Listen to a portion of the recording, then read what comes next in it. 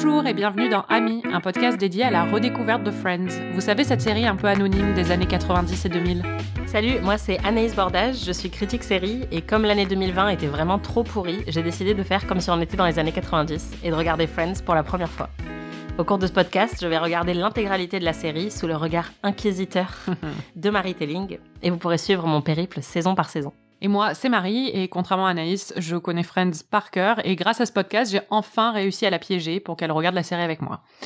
Cette semaine, Anaïs a regardé la première moitié de la saison 2 jusqu'à la fin de l'épisode 13, celui qui retrouve son singe. Marcel Voilà, c'est une petite annonce, un petit teaser du reste de l'épisode. On n'a pas pu les regarder ensemble cette fois-ci, mais on a un peu échangé par téléphone pour en discuter, notamment après certains rebondissements entre Ross et Rachel. Mais ils aiment beaucoup regarder à travers les fenêtres en ayant l'air triste, quoi. On dirait un peu, je sais pas si t'as vu Carole de Todd Haynes, mais c'est un peu genre 75% des plans, c'est ça. Ça me fait un peu penser à ça, quoi. Genre ils regardent la pluie qui coule sur la vitre. Bah, peut-être que Todd Haynes s'est inspiré de Friends pour... ouais, voilà, c'est ça. Comme vous le voyez, on fait des analyses très très profondes de Friends par téléphone. Clair. Donc, avant de rentrer dans le détail des épisodes, ça y est, on est dans la saison 2, la saison de la maturité. C'est souvent là que les séries comiques trouvent enfin leur ton. Alors, la saison 1 t'avait plu, j'ai été témoin de plusieurs rires. Hein. Il y en a eu au moins 5 ou 6. Voilà, mais tu avais quand même l'air assez mitigé. Qu'est-ce que tu as pensé de la première moitié de la saison 2 ? Attention, suspense. Non, mais en fait, je voulais un peu éclaircir quelque chose. J'ai quelque chose à vous dire aujourd'hui. Parce que j'ai l'impression que j'ai pas été très claire sur mon niveau d'appréciation pour Friends. Donc, je voulais un peu avoir un droit de réponse à moi-même, parce que le problème vient de moi. Mais je voulais préciser que j'aime vraiment beaucoup regarder Friends, en fait. Ouais. Trop bien. Non, vraiment, le problème, Marie le sait, parce qu'elle me connaît bien, c'est que j'ai tendance à souvent pas montrer à l'extérieur ce que je ressens à l'intérieur. Tu intériorises beaucoup. Voilà, et je suis parfois très privée sur mes réactions, mais vraiment, j'adore regarder cette série. Alors certes, je suis pas morte de rire à chaque épisode. Si vous voyez la tête de Marie là, j'ai un sein dans la bouche. Ouais, voilà. Elle est hyper contente. Non, mais en fait, j'y retrouve tout ce que toi, tu m'as décrit depuis des années. C'est-à-dire qu'il y a une familiarité avec les décors et les personnages. Il y a un côté hyper réconfortant. En ce moment, il fait froid, il fait nuit à genre 15h30. Et ça me fait hyper plaisir de me replonger dans les nouveaux épisodes, quoi. Donc voilà, je voulais te faire plaisir parce que je sentais que tu avais l'air un peu de douter. Ah, je suis trop contente. Et du coup, t'as aimé ce début de deuxième saison ? Bah ouais, grave. Alors, le premier signe, c'est que vraiment, quand on a fini la saison d'avant, j'avais trop hâte de regarder la suite. En plus, ça s'est terminé sur un cliffhanger. Donc, je me suis dit, bon, clairement, il y a quelque chose qui fonctionne quand même. Et alors, le deuxième signe, et là, tu vas être très contente, ça me fait très peur, c'est que je me suis mise, moi aussi, à fredonner les musiques de transition entre chaque scène. Je suis là, ta ta la la, ta la la. Et la première fois que je l'ai fait, j'étais là, oh! Ça y est, je me suis transformée en Marie. Oh, t'as vu ? Ouais. Imagine, tu regardes Friends pendant genre 20 ans. Après, comment tu peux t'empêcher de fredonner les chansons ? Bah ouais, parce que moi, ça fait 1 mois et je suis déjà... ces chansons sont déjà gravées dans ma tête. Donc voilà, c'est bon, c'est fini. La transition est achevée. J'aime Friends. On peut arrêter le podcast. Super. À la fin de chaque épisode, Anaïs, tu fais des prédictions pour la suite. La dernière fois, tu avais prédit que Ross et Rachel allaient enfin se mettre ensemble. Je pense que Ross et Rachel vont s'embrasser. Je pense que Ross va se séparer de sa nouvelle meuf. Et je pense qu'il va y avoir de la tension sexuelle entre Monica et Chandler. On verra. Mais en fait, t'avais trop raison. Bah ouais, je suis hyper impressionnée par moi-même. Bon, sauf la tension sexuelle entre Monica et Chandler, quoi. Il faut vraiment la chercher, quoi. Ouais. Non, franchement, faut sortir les jumelles. Mais on sent que, il pose un peu les jalons un tout petit peu. D'accord, on verra. Passons au récap des épisodes. Alors déjà, alerte nouveau générique. Il y a carrément des nouvelles scènes dans le générique. J'étais là, waouh, trop bien. Waouh. Et alerte nouvelle coupe de cheveux, ce qui est exceptionnel parce que dans le nouvel épisode de la saison 2 est censé se passer 5 minutes après la fin de la saison 1 et ils ont tous changé de coupe de cheveux. Donc ça, c'est vraiment la magie de la télé. Ouais, c'est un peu comme ça entre toutes les saisons. C'est assez drôle à regarder. Mais bon, c'est sympa tout ça. Mais moi, ce qui m'intéresse, c'est Rachel. Plus précisément, ta haine de Rachel, ta haine qui me brise le cœur. Alors pour la mesurer, on a établi un Rachelomètre, ça commence à 1, tu détestes pas vraiment Rachel, et ça va jusqu'à 10, tu la hais de tout ton cœur. Alors il s'est passé plein de trucs avec elle dans les épisodes qu'on vient de voir, donc tu te situes où en ce moment ? Je pense que je serais peut-être un 5. Putain, je pensais que tu serais plus bas. Non, peut-être 4,5, tu vois, mais...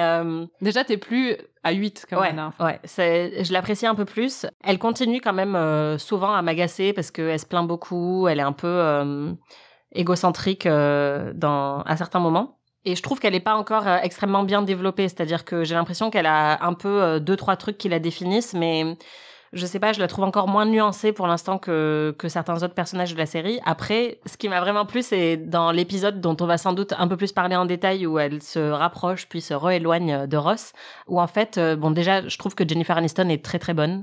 Elle a un excellent timing comique et elle est aussi très émouvante. Il y a des scènes où on la voit un peu plus vulnérable dans cette partie-là de la saison, notamment quand elle est très vexée par un truc que Ross lui a fait. Et là, je l'ai trouvée excellente et j'ai vu un peu ce que toi, tu vois en Rachel. Mais c'est vrai que je suis encore un peu sur mes gardes.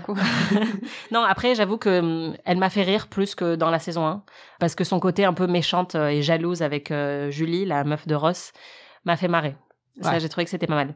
Et alors, le truc que je me suis dit, c'est que elle me rappelle vachement Diane de Cheers, qui est une sitcom des années 80. Et en fait, c'est marrant parce que c'est exactement le même type de personnage. Diane, c'est une meuf qui est un peu bourge et qui est un peu habituée à un standard de vie très élevé et qui se fait larguer, elle, pour le coup, par son fiancé. Et elle arrive dans le bar Cheers et elle se fait embaucher comme serveuse et elle redémarre sa vie à partir de là. Et donc, elle a toujours un peu des références différentes du reste de l'équipe. Et Rachel, c'est exactement ça. C'est la fille un peu pourri gâtée qui débarque dans le bar et qui, j'imagine, va gagner en complexité au fil des saisons. On verra. Et fun fact, Lisa Kudrow, qui joue Phoebe dans Friends, a eu un tout petit rôle dans Cheers. Donc en plus, il y a un petit parallèle assez évident entre les deux séries. Ouais, puis je pense que Cheers a influencé Friends énormément, enfin, parce que c'était une sitcom tellement culte que... Ouais, mais surtout sur la tension sexuelle, je pense que Sam et Diane, c'est vraiment les références dans le Will They, Won't They. Et juste après, en fait, il y a Rachel et Ross, quoi. Mm-hmm. Justement, ce début de saison 2, il est vachement centré sur le triangle amoureux entre Ross, Rachel et Julie. C'est un procédé scénaristique ultra classique pour faire durer le suspense quand on est investi dans un couple. Mais t'as pensé quoi de cette intrigue ? Déjà, j'ai adoré le fait qu'on reprenne le cliffhanger vraiment là où on l'avait laissé dans la saison 1. J'étais là, ouais, trop contente, j'ai envie de savoir ce qui va se passer. J'ai adoré, évidemment, on adore la tension sexuelle et on adore quand il y a des petits obstacles comme ça qui se mettent en travers du chemin de Ross et Rachel, et je suis sûre que on n'a pas fini d'en voir. J'ai vraiment adoré. Par contre, il faut noter que Rachel est un peu raciste avec Julie quand elle arrive à l'aéroport, où elle lui dit « Bienvenue dans notre pays » en articulant comme si parce que Julie est jouée par une actrice asiatique.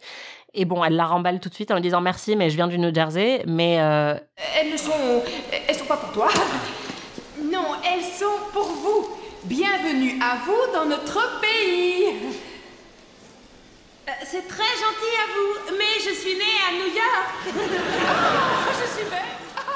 Bon, c'est pas un problème, je vais m'en servir de pansement. C'est quand même un peu choquant. Enfin, en fait, je me disais, c'est une blague qu'on attendrait plus de Michael Scott dans The Office que de Rachel, en fait, qui... Enfin, je trouvais que ça collait pas trop avec son personnage parce que c'est vraiment très ignorant, quoi. Bah oui, mais en même temps, Rachel est très ignorante. Enfin, elle vient, comme tu dis, d'une bulle... d'une bulle. Une petite bulle.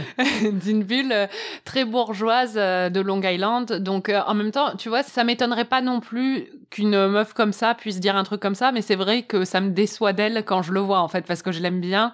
Et il y a un autre moment dans la saison, justement, où elle joue à plein de jeux avec Ross parce qu'elle essaie de le faire se séparer de Julie.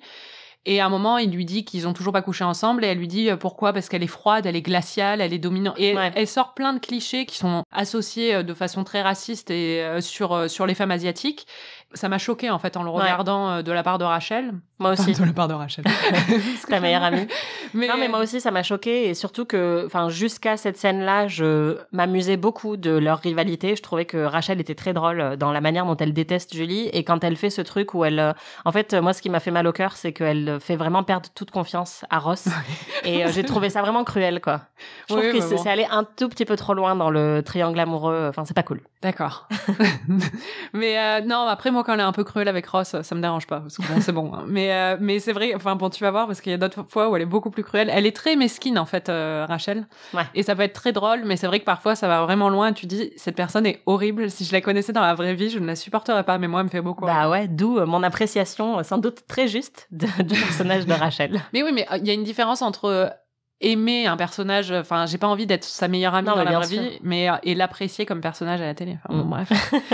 L'épisode pivot de l'histoire du triangle amoureux, c'est l'épisode 7 qui en anglais s'appelle The One Where Ross Finds Out, donc celui où Ross découvre la vérité. Et d'ailleurs, dès que j'ai vu le titre, je me suis fait spoiler. Le titre fait écho à la fin de la saison 1 où Rachel est celle qui découvre que Ross avait des sentiments pour elle. Et du coup, celui-là, tu m'avais surtout dit de pas regarder le titre pour éviter de me faire spoiler. Et bon, là, j'ai tout de suite compris en voyant le titre ce qui allait se passer dans l'épisode, parce qu'en plus, j'avais vu les scènes vraiment cruciales de l'épisode, parce qu'à mon avis, elles font partie des plus cultes. Donc, je savais tout de suite que Ross et Rachel allaient s'embrasser pendant l'épisode, donc j'étais un peu triste d'être spoilée. Ouais, c'est vrai que c'est un des épisodes les plus mémorables de Two Friends, donc là on arrive vraiment dans quelque chose de très remarquable, et tu m'as appelé juste après l'avoir vu.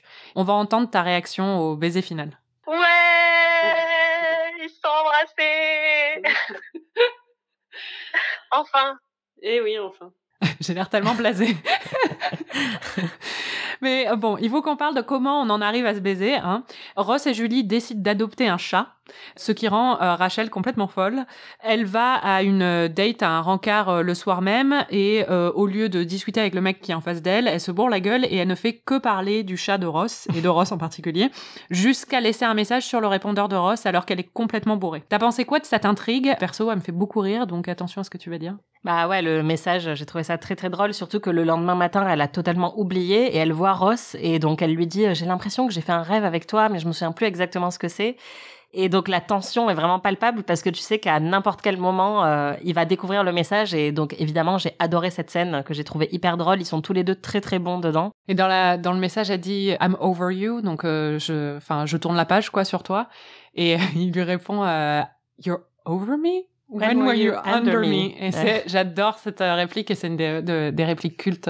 Ouais, j'avais déjà vu cette scène-là et je l'ai redécouverte vraiment comme si je la voyais pour la première fois. Enfin, j'ai trouvé que c'était un épisode génial et cette scène est vraiment excellente, à la fois très très bien écrite et très bien jouée. Rach, I got a message from you. Oh my god. Oh my god, Ross, no, hang up the phone. Give me the phone, Ross. Give me the phone, give me the phone, give me the phone.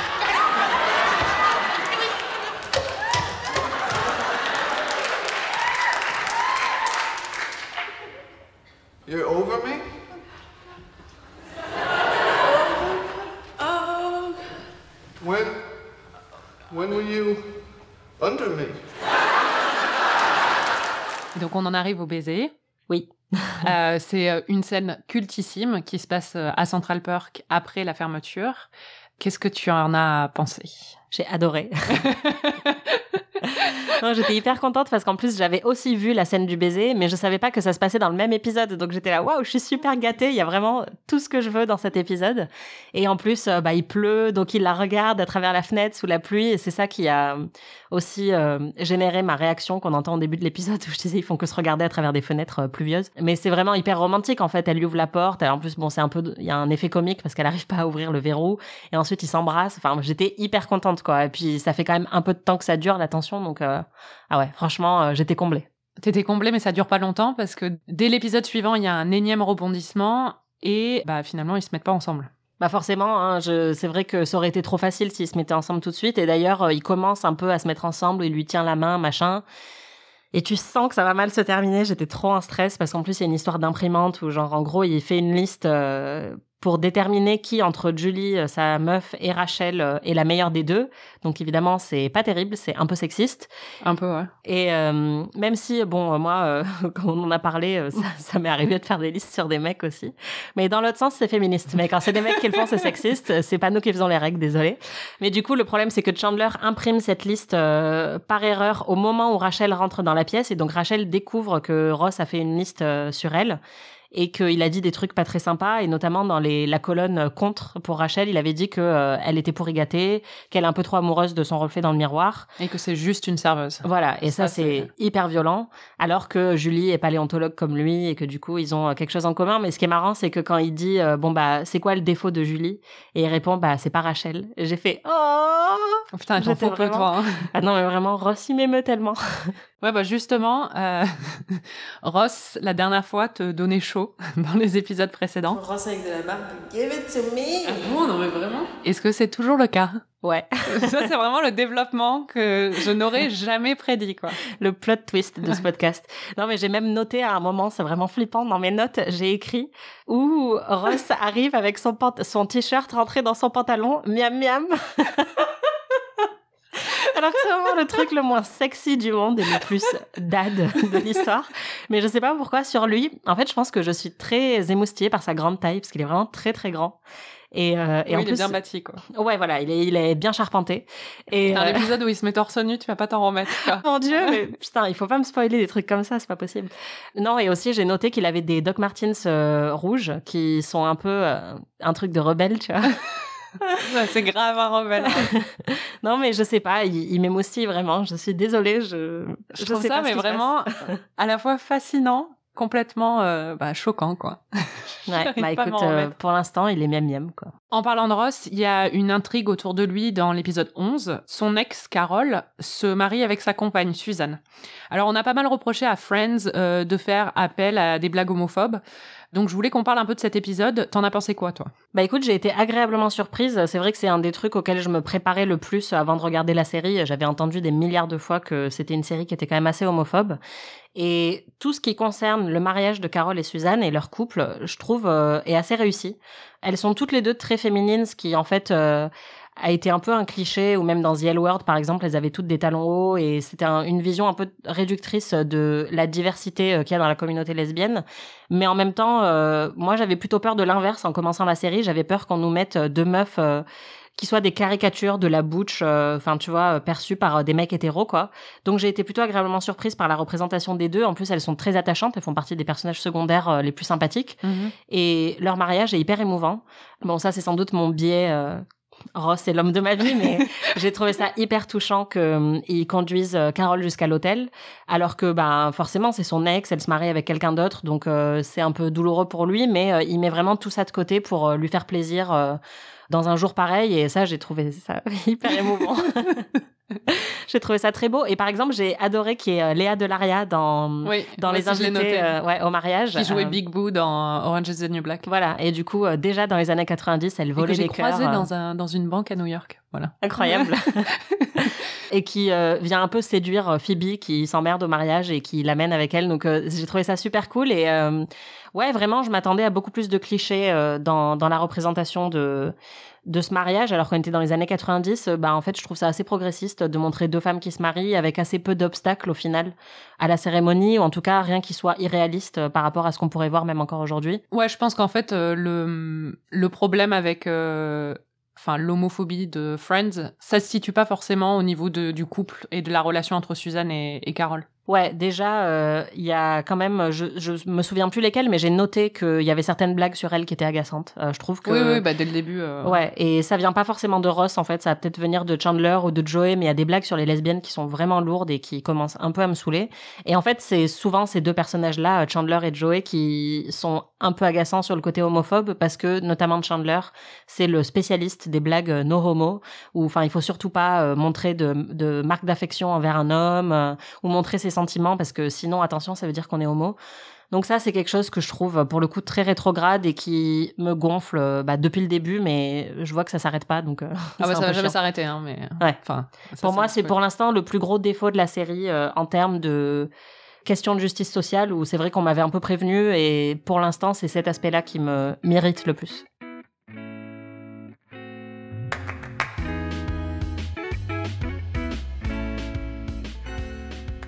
Tu connais un peu mieux tout le monde. Maintenant, on peut presque dire que ce sont tes amis. Ou presque. Est-ce que tu as changé d'avis sur certains personnages? Alors oui, j'ai eu un gros revirement d'opinion sur un personnage. Phoebe? Non. Ah. Chandler. Ah bah oui. Mais quelle énorme raclure de bidet rouillé, quoi. Il me répugne, il m'énerve tellement. C'est un gros enfoiré, en fait. Attends, mais c'est quoi les exemples? Non, mais parce que moi, il m'énerve, Chandler. C'était mon préféré quand j'étais petite, mais maintenant, Mais quels sont tes exemples ici? En fait, Il fait toujours partie de ceux qui ont des très bonnes blagues, notamment sur la pop culture, mais il est hyper aigri, notamment sur pourquoi il arrive pas à choper des meufs et pourquoi toutes les meufs sont pas à ses pieds. Et je trouve ça très agaçant. Il a un côté fuckboy, en fait, qui est vraiment, qui était mignon au début, je pense, mais qui là commence un peu à me saouler. Et en plus, je pense que son humour est beaucoup basé sur son côté méprisant ou hautain envers les autres, où il les rabaisse souvent dans ses blagues. Et parfois, c'est très drôle parce que justement, il va avoir un trait d'esprit qui est très bien trouvé. Mais il y a d'autres moments où je trouve ça méchant, en fait, et où juste, je sais pas, il me fait vraiment penser à quelqu'un qui a beaucoup d'insécurité et qui se venge du coup avec une certaine agressivité. Ouais. Et du coup, j'imagine que c'est un portrait plutôt fin dans son écriture, mais il me saoule, j'en peux plus. Et alors, c'est marrant parce que bon, déjà, je le trouvais sexy dans la saison 1, c'est plus du tout le cas. Il me sort par les trous de nez. Et j'ai plus du tout envie qu'il se mette avec Monica. J'ai envie de dire à Monica, mais pars en courant, ne finis pas avec ce mec, il est horrible, quoi. Non, mais c'est marrant parce que Ross, pour le coup, s'en est pris plein la gueule sur Internet. Et bon, on va voir comment ça évolue au fil des saisons et tu verras si ton avis change sur lui et tout ça. Mais personnellement, j'ai toujours trouvé que le plus toxique de tous, c'était Chandler, justement. Ouais. Le seul truc que j'ai beaucoup apprécié, du coup, c'est qu'il y a 2 moments différents dans cette partie de saison où il se fait humilier sexuellement. Et alors ça, j'ai vraiment kiffé, quoi. Déjà, il couche avec une meuf qui ensuite laisse un message sur son répondeur par inadvertance et qui dit que c'était hyper nul et que ça a duré 30 secondes. Et c'est vraiment humiliant pour lui et j'ai beaucoup apprécié. Et après, je pense qu'on va en reparler, mais il y a quand même Julia Roberts qui l'humilie totalement.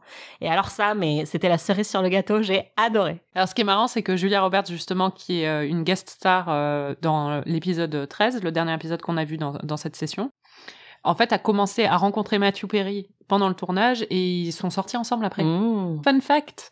Donc bon, il s'est pas fait rejeter par elle dans la vraie vie, mais c'est vrai que dans l'histoire un peu plus. Ouais, il mérite. Hein. Et justement, le gros développement de ces épisodes, c'est qu'on sent vraiment que la notoriété de la série a vraiment explosé.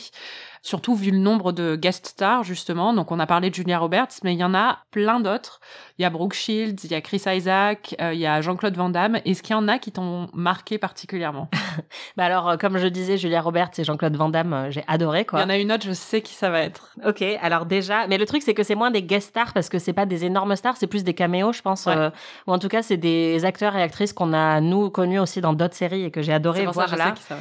Donc déjà, il y a Annabelle qui sort avec Joey et qui est jouée par Emily Procter, qui est Ainsley Hayes de The West Wing. Donc j'étais trop contente de la voir et je me suis dit, je veux une espèce de crossover entre The West Wing et Friends. Il y a aussi le mari de Phoebe, qui est joué par Steve Zahn, que j'adore et qui est notamment, qui joue Davis dans Trémé. C'est un mec qui est assez sexy, donc j'étais contente de le voir là. Et enfin, il y en a un autre que j'ai vraiment adoré voir, c'est le mec de Mocklett, le faux chocolat, là. Mockolate, qui est joué par Michael McKean, qui joue dans Better Call Saul, qui joue Chuck, et qui est vraiment un super acteur et qui est très doué pour jouer les énormes connards. Donc voilà, c'est pas les plus connus, c'est pas effectivement Brooke Shields ou Julia Roberts, mais j'ai vraiment poussé des petits cris quand je les ai vus. Mais la meilleure guest star de toutes, c'est bien sûr Marcel. Marcel! La dernière fois, tu as écrit un poème sur Marcel en son honneur. Tu étais mon ami, mon préféré, Marcel. Beaucoup plus sympa et rigolo que Rachel. J'espère que tu seras heureux à San Diego. Peut-être reviendras-tu pour un court caméo. De cette petite sitcom, tu étais le héros. Parles-tu espagnol? Oh Marcel, te quiero. Et là, on va écouter ta réaction lorsqu'il est revenu dans les épisodes 12 et 13 de la saison 2. On t'écoute. Oh my God!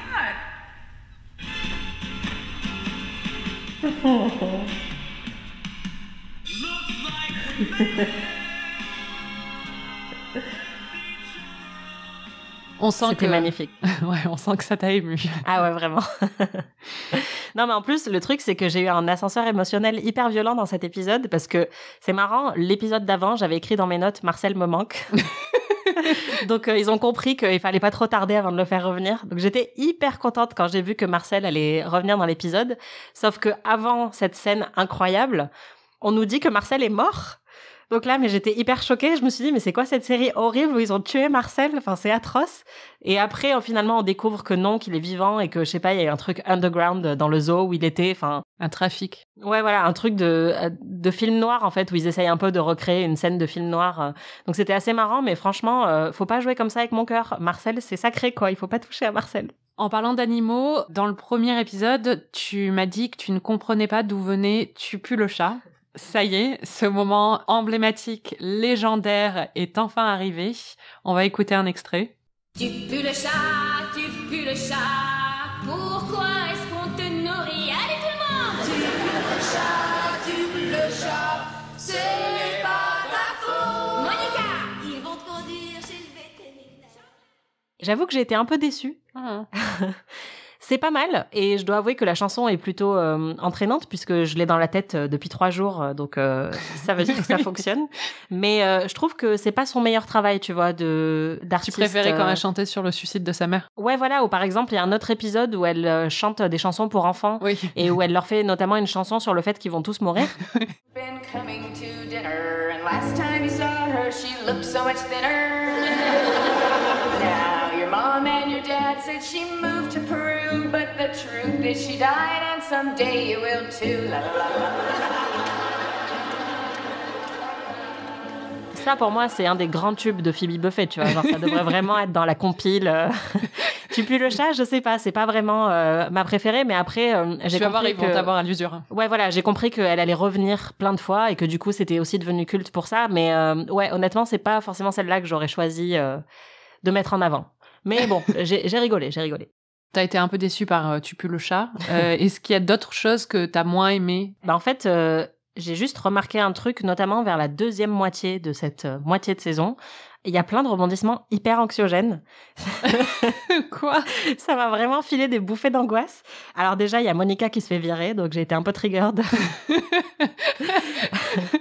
Ensuite, il y a quand même un épisode où toute l'intrigue tourne autour du fait qu'ils perdent le bébé de Ross. Ah ouais, c'est vrai. Et qu'ils lui courent après dans toute la ville et qu'ils n'arrivent pas à le retrouver et qu'ensuite, ils manquent de le confondre avec un autre bébé. Mais j'étais hyper angoissée, mais c'est horrible, quoi. C'est vraiment... Enfin, je me suis dit, c'est pas digne de Friends. Et d'ailleurs, j'ai même écrit dans mes notes, je regarde pas Friends pour ça. Je suis pas venue ici pour souffrir, ok? Donc, ça m'a vraiment un peu choquée. Et puis, ça continue. Après, ils ont des problèmes d'appart. Alors ça m'a vachement angoissée. Le problème de chauffage? Ouais. Oh là là, Anaïs. Je suis un peu projetée parce que moi aussi, j'ai des petits problèmes d'appart dans ma vie qui m'ont traumatisée. Mais vraiment, leurs problèmes de chauffage et le fait que leurs gardiens les bully un peu, ça m'a vraiment fait souffrir.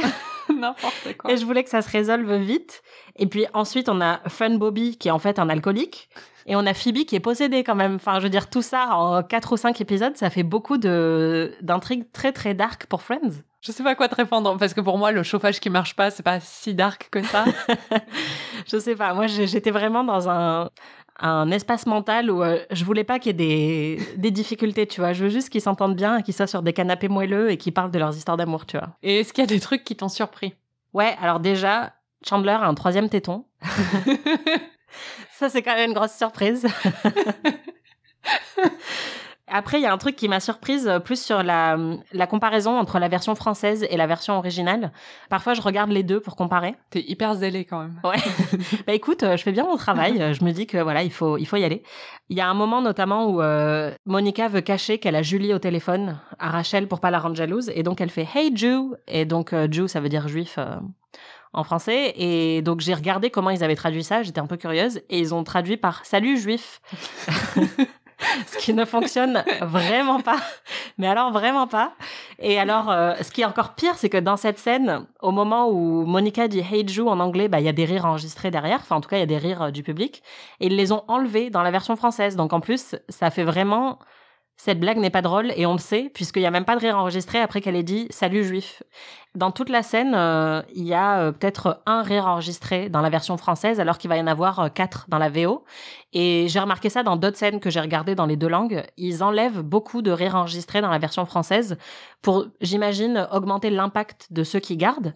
Mais du coup, c'est bizarre, il y a plein de blagues qui... je sais pas, sont considérées comme moins marrantes en français, ou alors que moi je les trouve marrantes aussi, mais c'est très bizarre qu'il n'y ait pas le même nombre de rires. Ils se sont dit, Monica, elle est antisémite, il faut pas... Ouais, voilà, c'est ça, faut la shamer en fait. C'est ça, Ils se sont dit, ça va pas passer. Mais ouais, ça m'a pas mal surprise.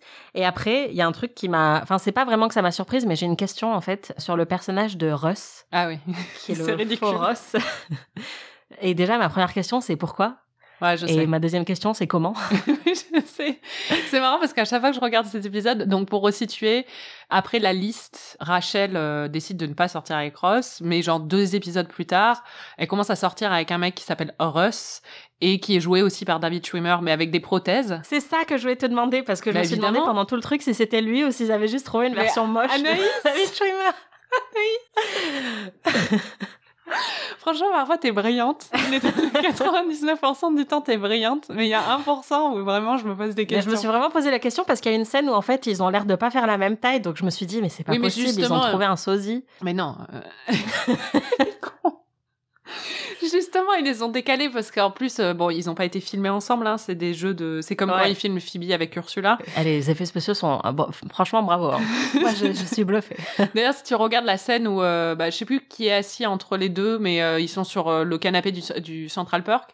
On les voit très rarement les deux en même temps et il y a des cuts, la façon dont c'est fait, les coupes. Oui. On sent qu'ils ont mis des acteurs différents pour. Mais enfin bon, bref, c'est David Schwimmer avec des prothèses. Donc à chaque fois, moi Wow. j'aime bien regarder parce que j'aime bien regarder les prothèses qu'ils lui ont mis. Du coup, il a un gros nez et il a ses lèvres sont différentes. Ouais, ils lui ont mis Et puis, au niveau du menton en fait, aussi, ouais, ouais, voilà, le il a. Mais du coup, c'est Ross en super moche, donc je me suis dit, je sais pas comment ils ont fait. Et le truc qui m'a mis la puce à l'oreille quand même, parce que je suis maline, c'est qu'ils ont vraiment la même voix. Je me suis dit, waouh, il imite super bien David Schwimmer. Mais Anne, j'y crois pas franchement parce que c'est littéralement la blague de l'épisode, c'est que c'est joué par la même personne. Écoute, j'ai un cœur d'enfant parfois. J'aime bien rester naïve sur certains trucs. Limite, tu me fais douter alors que je sais que c'est. On ira vérifier à la fin de cet épisode. Ouais, voilà.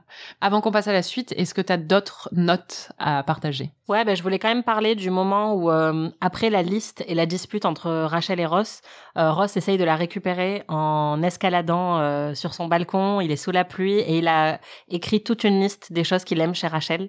Ça m'a vachement émue. Je suis désolée.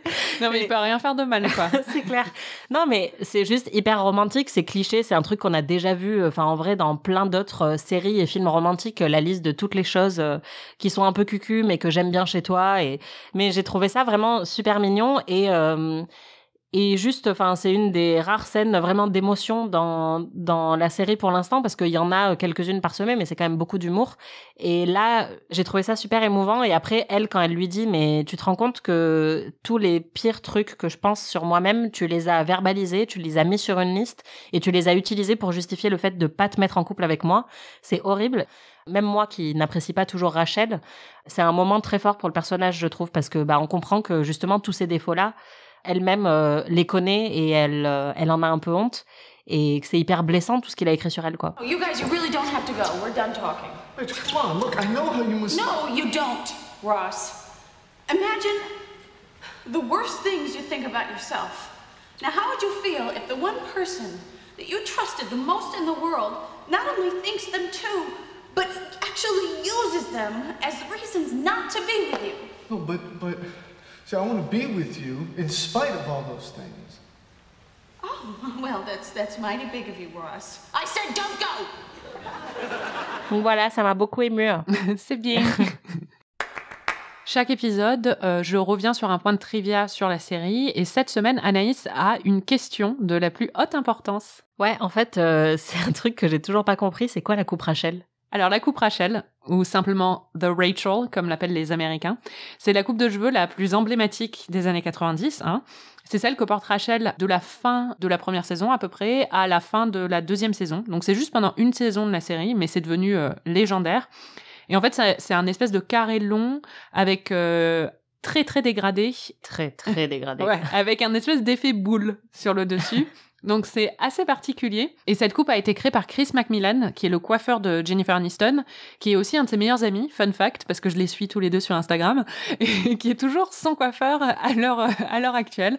L'actrice a affirmé dans une interview qu'il était défoncé quand il a conçu la coupe et voulait créer quelque chose d'unique, donc il a réussi. Hein.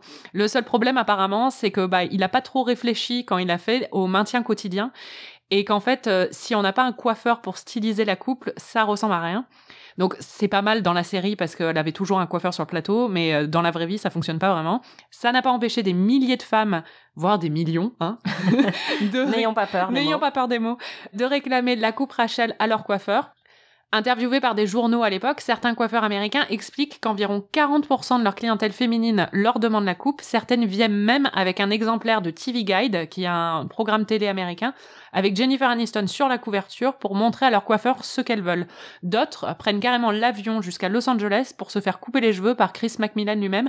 Et d'ailleurs, apparemment, le prix de sa coupe, c'était juste 60 €. Enfin, $60, mais bon. C'est pas cher, hein? Pas mal. Ouais.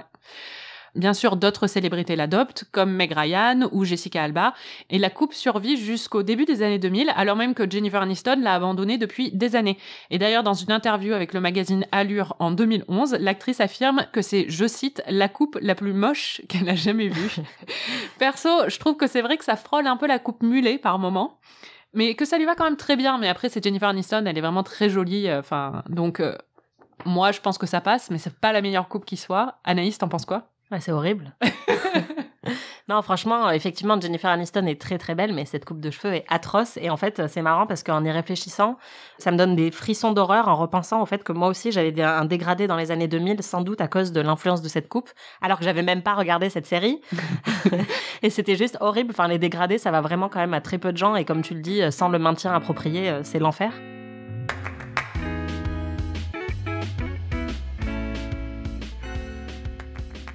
Comme chaque semaine, on va élire notre meilleur ami, c'est-à-dire le personnage qu'on a le plus aimé des épisodes qu'on a regardés. Alors Anaïs, c'est qui ton ou ta meilleure amie de ces épisodes? J'aurais pu dire Jean-Claude Van Damme, mais mon meilleur ami de cette demi-saison, c'est Joey. Ah, trop bien. J'en étais sûre. Je l'adore. Franchement, c'est trop un choupi, en fait. Je t'avais pas prédit depuis le début que t'allais adorer Joey. Mais tu m'avais dit que j'allais avoir un crush sur lui, ce qui n'est pas le cas pour l'instant. Non, mais un crush plus qu'il est chou, quoi. C'est marrant parce que c'est un personnage qui est quand même assez immature, mais qui fait preuve de beaucoup de maturité dans ses amitiés. Il me touche beaucoup, en fait. Enfin, vraiment... Et il répare le radiateur. C'est grâce à lui qu'il n'y a plus de problème de chauffage. Et alors ça, vraiment, ça m'a tellement soulagée que j'étais là, putain, mais il m'en faut un comme ça chez moi. Mais voilà, enfin, vraiment, pour moi, en fait, Joey, il donne beaucoup et il demande rien en retour. Et c'est magnifique. C'est vrai. C'est qui, toi, ton meilleur ami? Alors moi, c'est Suzy Underpants. C'est-à-dire, c'est le personnage joué par Julia Roberts. Ah oui. Qui, bon, déjà, c'est Julia Roberts, donc elle est magnifique. Et en plus, enfin, c'est vraiment, t'as l'impression, tu vois la star de ciné au milieu de la télé. C'est-à-dire qu'elle est plus belle et plus talentueuse que n'importe qui à l'écran, quoi. C'est clair. Et en fait, elle joue une meuf qui avait été moquée par Chandler à l'adolescence et qui se venge de lui. Donc déjà, ça, c'est mon plus grand rêve. Et qui l'humilie, comme tu as dit tout à l'heure, en le forçant à porter une de ses culottes. Enfin, elle le force pas à porter une de ses culottes, mais elle le fait se déshabiller et après, elle l'abandonne dans les toilettes et du coup, il doit sortir à moitié nu des toilettes. En string. Et elle est juste géniale dedans. Donc, Suzy Underpants, forever. Excellent choix. Merci. Bon, je te demande pas qui est le gros loser, parce que j'ai compris que c'était Chandler. Tu l'as traité de racleur de bidet, donc... Ouais, non, clairement, Chandler, il dégage. Ok. Enfin, pour terminer, on passe aux prédictions. Anaïs, d'après toi, qu'est-ce qui va se passer dans les prochains épisodes? Alors, je vais essayer de faire comme Phoebe et de communiquer avec les auras et de regarder ma boule de cristal pour essayer de prédire ce qui va se passer. Je pense que Rachel va se trouver un nouveau mec et que du coup, ça va être un obstacle supplémentaire au fait qu'elle se mette en couple avec Ross. Ok. Et je prédis aussi que Monica va retrouver un travail ou lancer sa boîte de traiteur, en fait. D'accord, intéressant. Voilà. Ok. On verra. Merci de nous avoir écoutés. Merci Anaïs. Merci Marie. Vous pouvez retrouver tous les épisodes d'Amis sur slate.fr ou votre plateforme de podcast préférée. Notre prochain épisode couvrira la deuxième moitié de la saison 2, jusqu'au final donc. N'hésitez pas à suivre la série en même temps que nous et à partager vos impressions sur les réseaux sociaux. Si vous avez aimé cet épisode, vous pouvez nous laisser 5 étoiles. Et si vous avez détesté, vous pouvez aussi nous laisser 5 étoiles. Amis est un podcast produit par slate.fr sous la direction de Christophe Caron et Benjamin Ours avec Aurélie Rodriguez. Ah, et aussi, je voulais rajouter, encore un autre truc, mais je voulais dire que Marcel me manque et que quand ils voient Marcel sur le plateau de cinéma et qu'ils se mettent à tous chanter Le Lion est mort ce soir, j'étais morte de rire. C'est trop trop drôle qu'ils se mettent tous à chanter Oh Wimboe, oh Wimboe.